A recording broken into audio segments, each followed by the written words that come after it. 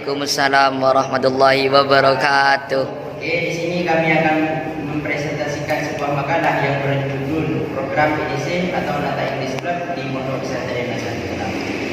Oleh guru pengajar Uswatul Hasanah dan disusun oleh saya sendiri Muhammad Rasulullah, dan di samping kiri saya Muhammad Mukhtar Rahman, dan di sebelah kanan saya ada Muhammad Erhard Rahman dan Muhammad Syaukani.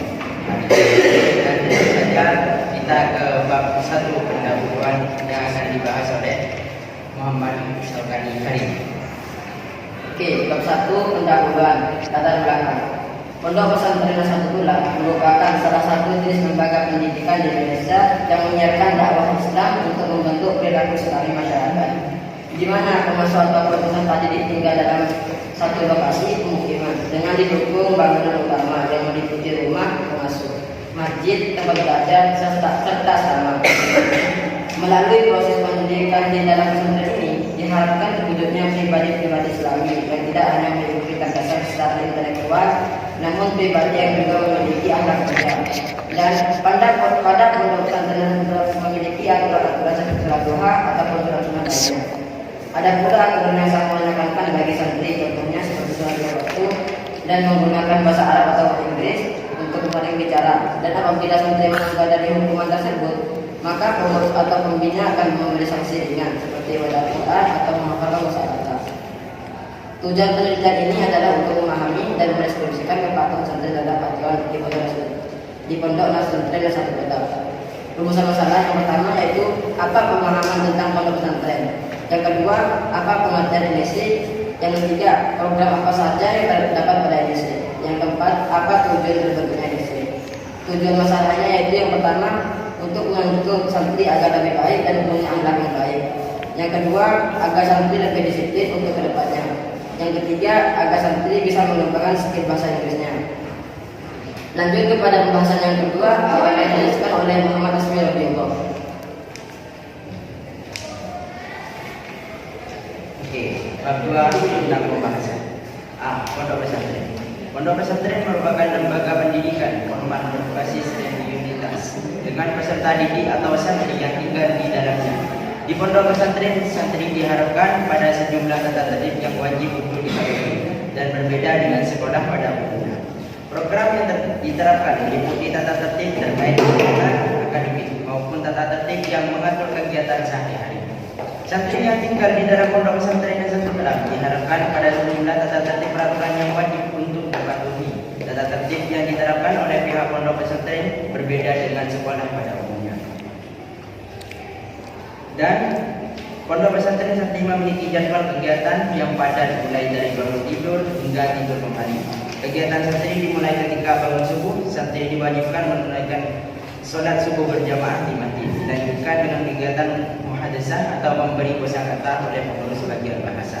Dan dilaksanakan pukul 7 hingga datang waktu zuhur, dilanjutkan dengan sholat zuhur berjamaah di masjid dan makan siang. Siang hari santri melanjutkan kegiatan lain, santri mengikuti kegiatan Islam mulai pada malam hari. Santri mengikuti kegiatan belajar malam bersama ustaz dan ustazah di kelas masing-masing hingga datang waktu istirahat malam. Setiap kegiatan yang dilakukan oleh santri diatur oleh tata tertib yang bertujuan untuk membentuk kemandirian dan disiplin pada diri santri. Oke, pembahasan selanjutnya akan dilanjutkan oleh Dr. Muhammad.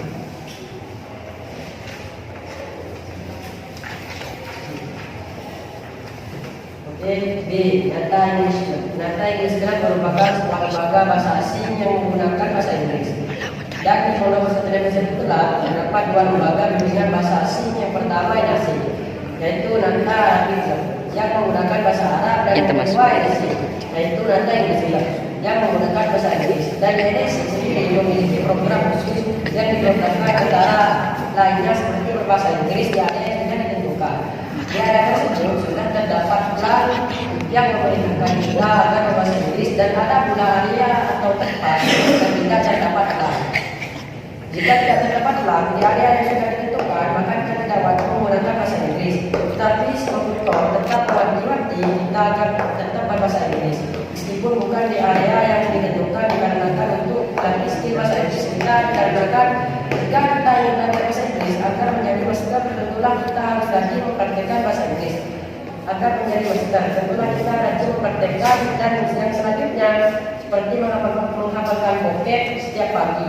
Vocab tersebut untuk memperbanyak kosakata agar kita bisa lancar dalam menggunakan bahasa Inggris di luar kepala, dan tidaklah gampang kita untuk mendaftarkan kita ke lembaga bahasa asing tersebut dikarenakan kita harus mempunyai dasar untuk masuk atau mendaftar ke lembaga tersebut, dikarenakan kita diwajibkan mengikuti seleksi dan tes Indonesia banyak semua santri yang ingin mendaftarkan Indonesia, tetapi hanya sebagian menerima dikarenakan tidak seleksi atau tes seleksi tersebut terdapat beberapa macam, diantaranya tes tulis dan tes lisan. Tes tulis tersebut mengetes kepada kita untuk mengerjakan soal-soal bahasa Inggris. Selanjutnya dari beberapa santri yang dites akan diambil 20 santri, dan setelah itu berlanjut kepada tes selanjutnya yaitu tes lisan. Tes lisan tersebut mengecek kepada kita untuk menjawab soal-soal atau pertanyaan yang diberikan dan informasi soal tersebut bermacam-macam, bukan hanya tentang bahasa Inggris tetapi tentang aktivitas lain yang mengikuti dan lain sebagainya. Dari 20 santri yang tadi hanya yang 15 santri yang wajib untuk menjadi member MC atau anggota MC. Dan penjelasan selanjutnya akan dijelaskan oleh Mr. Rehan. Oke, yaitu dilanjut dengan PPP di depan Ka'bah dan disusul doa bersama. Kemudian serahkan ke sekolah. Dilanjut sarapan siang dan sholat zuhur berjamaah. Dilanjut istirahat, setelah istirahat jamaah asar dan disusul persiapan untuk kursus sore. Setelah kursus sore berangkat ke masjid dan disusul mengaji kitab dan kegiatan yang ada di masjid. Seterusnya sarapan malam dan istirahat dan disusul briefing malam dan tidur. Dan selanjutnya akan dilanjut oleh Mama Sabar.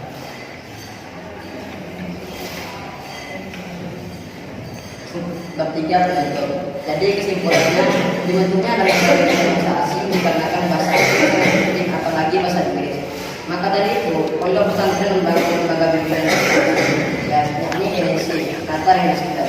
NSC sendiri merupakan lembaga bimbingan bahasa asing yang menggunakan bahasa Inggris dikarenakan bahasa Inggris adalah bahasa internasional. Bahasa asing yang menggunakan bahasa Inggris dikarenakan bahasa Inggris adalah bahasa internasional yang bisa mendaftarkan kita pada jurusan dokter, farmasi dan lain sebagainya. Bahasa Inggris. Maka dari itu pondok ini membangun BBA, lembaga bimbingan bahasa Inggris, dan tidaklah gampang kita untuk mendaftarkan kita ke lembaga bahasa asing tersebut dikarenakan kita diwajibkan mengikuti seleksi dan tes Indonesia sendiri. Banyak semua santri yang ingin mendaftarkan ke Indonesia, tetapi hanya sebagian diterima karena dilalui seleksi atau tes seleksi tersebut. Salahnya yaitu mungkin untuk kedepannya saya berharap terhadap para pengurus untuk lebih berkomitmen dalam menjalankan program bahasa asing, dikarenakan untuk menjadi contoh buat siswa yang ada di lembaga tersebut, dan juga untuk memperbaiki bahasa Inggris kita. Dan saya berharap kepada para pengurus untuk selalu terbiasa mempraktikkan bahasa Inggrisnya.